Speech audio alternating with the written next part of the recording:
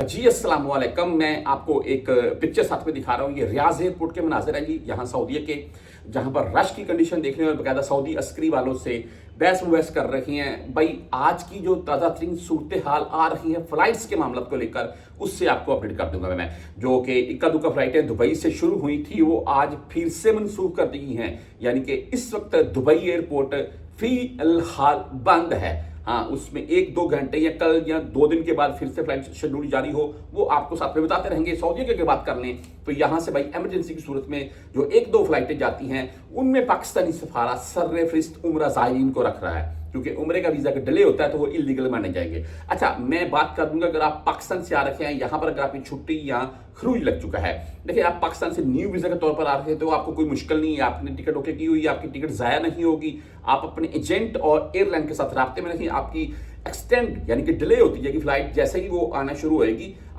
उसका शेड्यूल लग जाएगा, वो आपको उसी टाइप इन्फॉर्म करेंगे। आपको बकायदा इसके अपडेट लेनी भी चाहिए। अच्छा, नंबर 2, जो छुट्टी वाले भाई हैं, मसला उनके लिए है। छुट्टी आप एक्सटेंड कम से कम 1 मंथ की करवाएं आप अपनी। अगर आपकी छुट्टी एक्सटेंड होती है तो फिर भी फ्लाइटों के पीछे लगे रहें, जब मौका मिले निकलें। अगर भाई आपकी अल्लाह ना करे दोबारा छुट्टी एक्सटेंड नहीं होती है तो फ्लाइटों का जो इशू चल रहा है, इस सूरत हाल में आपको भाई आपका वीजा ज़ाया हो सकता है जी। और यहाँ पर जो मेरे भाई सऊदीया में मौजूद हैं, आपकी अगर छुट्टी लग चुकी है, आप टिकट बुक करवा रहे हैं तो अपनी टिकटें महंगी हैं भाई, और अगर हो चुकी थी तो आपकी छुट्टी तभी चालू होगी जब आप एयरपोर्ट से एग्जिट मारेंगे तब। और जो खरूज वाले भाई हैं, खरूज वाले भाइयों के पास 1 से 2 मंथ का टाइम होता है बाकायदा, वो भी अपनी टिकट ले सकते हैं। लेकिन मेरे नज़दीक अगर आपने टिकट लेनी है तो भाई आप 1 हफ्ता से 2 हफ्ता यानी कि ईद के बाद भी 1 हफ्ते तक वेट करें।